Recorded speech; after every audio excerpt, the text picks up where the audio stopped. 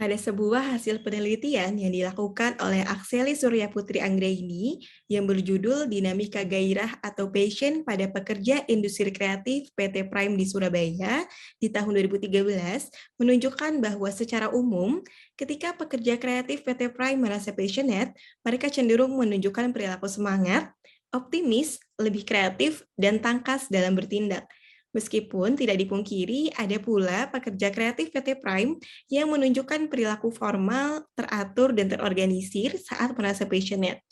Saat pekerja kreatif PT Prime merasa tidak passionate, mereka cenderung tidak bersemangat, sedih, dan kecewa terhadap dirinya sendiri. Namun, di sisi lain, mereka akan mudah bangkit dan tidak berlarut-larut dalam perasaan tersebut.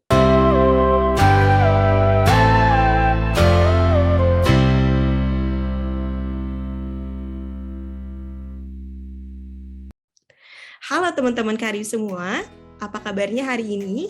Jumpa lagi kita di YouTube Sekardio Consulting. Pada kesempatan hari ini, saya akan membahas mengenai passion. Berdasarkan pernyataan yang sudah saya bacakan sebelumnya, apakah kalian mendengarkan kata passion di dalamnya? Apakah kalian tahu apa itu passion? Biasanya sih, mahasiswa seringkali mendengar kata tersebut, atau bahkan para pekerja juga pasti sering mendengar istilah tersebut. Menurut Kamus Besar Bahasa Indonesia atau KBBI, passion diartikan sebagai kegemaran, gairah, keinginan yang besar, semangat, emosi, kemarahan, dan kecemasan. Apabila kita melakukan pencarian di Google dengan mencari pengertian dari passion itu sendiri, tentunya akan banyak penjelasan, yang dimana satu di antaranya kalian akan menemukan penjelasan dengan judul pernyataan apa itu passion dalam bekerja. Seperti pada hasil penelitian dengan pernyataan di atas, dapat dijelaskan bahwa passion dapat diartikan bahwa kamu memiliki kecenderungan diri untuk melakukan tugas-tugas yang ada di dalam sebuah pekerjaan secara sukarela. Selain itu, kerja sesuai passion juga bisa menentukan seberapa tinggi tingkat stres seseorang dalam melakukan rutinitas pekerjaannya. Tentunya, pernyataan ini dapat berhubungan dengan pernyataan yang merujuk pada sebuah penelitian di atas. Nah, bagi kalian sendiri, apakah kalian sudah mengetahui apa sih passion yang ada di dalam diri kalian? Atau apakah sudah bekerja sesuai dengan passion yang aku miliki? Atau apakah aku sudah bekerja sesuai dengan kemauan yang aku inginkan? Apa sih passionku gitu? Mungkin sebagian dari kalian ada yang menjawab sudah, ada juga yang akan menjawab belum, atau bahkan ada yang bertanya kembali, passionku apa ya? Nah, gimana sih sebenarnya cara menemukan passion itu? Nah, kalau begitu, kalian mungkin memang perlu untuk menyimak penjelasan saya setelah ini mengenai passion. Jadi, Velleran dan Halford tahun 2003 mendefinisikan passion sebagai a strong inclination toward an activity that people like, that they find important, and in which they invest time and energy. Jadi, menurut Valen dan Halford, passion merupakan kecenderungan kuat terhadap aktivitas yang disukai, yang mereka temukan bahwa itu penting, dan yang mana mereka memberikan waktu dan tenaga yang dimiliki untuk aktivitas tersebut. Valeran dan Halford juga mengusulkan dua tipe passion, yaitu obsesif dan yang kedua adalah harmonis. Di mana obsesif passion mengacu pada dorongan motivasional yang memaksa seseorang dalam melakukan aktivitas tertentu. Sedangkan harmonis passion mengacu pada dorongan motivasional yang mengarahkan seseorang untuk terlibat aktivitas secara sukarela dan menimbulkan kehendak dan dukungan personal untuk mengejar aktivitas tersebut. Valeran dan Halford juga percaya bahwa seseorang menjadi passionate terhadap aktivitas tertentu melalui dua proses penting, yaitu penilaian terhadap aktivasi DNA internalisasi pada representasi aktivitas dalam aspek inti dari seseorang, yaitu identitas seseorang. Passion diyakini sebagai suatu dorongan kuat untuk melakukan sesuatu. Melakukan suatu pekerjaan yang sesuai passion tidak akan membuatnya terasa seperti beban.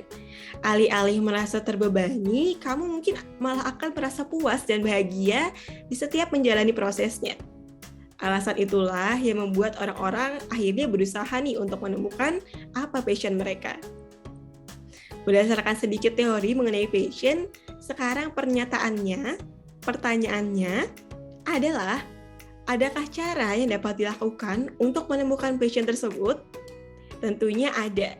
Dan hal ini dapat kalian coba terapkan dalam kehidupan kalian. Apa aja sih yang bisa diterapkan? Yang pertama adalah kamu bisa mencari tahu kemampuan yang ingin kamu kuasai. Di dunia ini tentunya ada banyak sekali skill dan kemampuan yang bisa kalian pelajari dan kuasai. Kalian bisa mencoba untuk diam sejenak dan merenung mengenai kemampuan yang dapat membuat kalian ingin mempelajarinya. Misalnya nih, kalian menyukai menonton film atau series dari luar negeri. Kalian bisa loh untuk mulai mempelajari bahasa-bahasa baru atau kebiasaan-kebiasaan yang ada di dalam film tersebut. Atau mungkin kalian suka penasaran nih dengan rasa makanan yang lezat. Mulai sekarang kalian bisa kok untuk belajar membuatnya sendiri. Karena di zaman ini, akses internet ini kan udah mudah banget gitu ya. Jadi akan sangat mudah bagi kita untuk mempelajari hal-hal baru. Kemudian, yang kedua, kita bisa melakukan elaborasi rasa iri yang muncul di dalam diri kita sendiri. Terkadang, sebenarnya rasa iri ini tuh tidak selalu mengartikan emosi negatif. Malah sebaliknya, rasa iri bisa membantu kamu untuk menemukan passion yang tersembunyi. Apabila bisa kita lihat dari sudut pandang yang lain, iri merupakan indikator dari sesuatu yang benar-benar kita inginkan. Tapi, hal itu ada pada orang lain. Misalnya nih, kalian iri dengan teman yang sudah bisa menghasilkan uang sendiri di usia muda. Nah, tanyakan deh pada diri kalian sendiri mengenai rasa iri tersebut. Apakah kalian memang iri karena kemampuannya atau sifat mandirinya di usia muda? Hal ini nantinya bisa membawa kalian kepada passion yang selama ini terkubur. Jadi bisa memotivasi kalian untuk bisa segera memulainya. Kemudian, langkah ketiga yang bisa kita lakukan adalah ingatlah hal-hal yang membuat kamu bahagia. Seringkali orang yang belum menemukan passion-nya merasa bahwa hidup mereka ini terkesan flat dan membosankan. Jika kalian juga merasa seperti itu, kalian bisa nih mencoba untuk mengingat hal-hal baik pada setiap detail hari-hari yang saat ini kamu jalani. Mungkin kamu dapat belajar untuk mencatat keseharian yang kamu lakukan.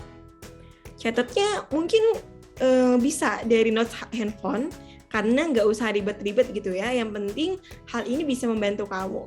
Sehingga kamu mungkin bisa menemukan kembali hal-hal yang membuat diri kamu merasa bahagia, tertarik, dan merasa berharga. Hal ini bisa menjadi bahan bakar yang kuat untuk diri kamu sendiri untuk menemukan passion terpendam dalam diri kamu. Kemudian yang keempat adalah tanyalah kepada orang-orang terdekat. Apabila kamu merasa sulit untuk menilai keinginan dan pengalaman terhadap diri kamu sendiri, mungkin ini saatnya untuk kamu menanyakan kepada orang-orang di sekitar kamu, seperti orang tua, saudara, sahabat. Orang-orang terdekat kalian tuh pasti tahu hal spesial yang ada di dalam diri kalian. Penilaian dari orang-orang di sekitar kamu ini juga bisa menjadikan alasan dan bahan evaluasi sehingga bisa membantu kamu untuk menemukan passion yang mungkin tidak kamu sadari. Kemudian yang kelima adalah ingatlah hal yang disukai ketika kecil. Saat masih kecil, kamu tidak punya beban pikiran. Kamu bebas bermimpi dan menentukan cita-cita. Coba deh kamu gali kembali memori masa kecil tersebut. Ingat-ingat apa sih yang kamu sukai saat kecil dahulu.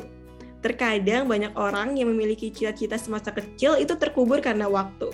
Nah, mungkin inilah saatnya, inilah waktunya untuk kamu mengingat kembali dan bisa melanjutkan atau memulai cita-cita itu. Kemudian yang terakhir adalah berani mencoba. Hal ini merupakan poin paling penting dari kelima poin di atas.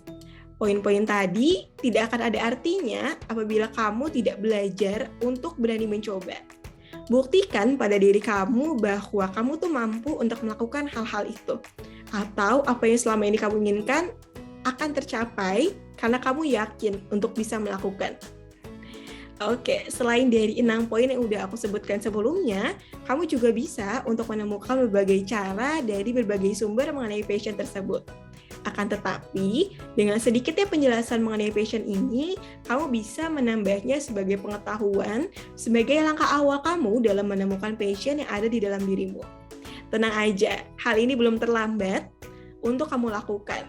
Nggak ada usia yang tepat untuk memulai sesuatu, nggak ada batasan untuk itu. Jadi bersemangatlah dan berbahagialah.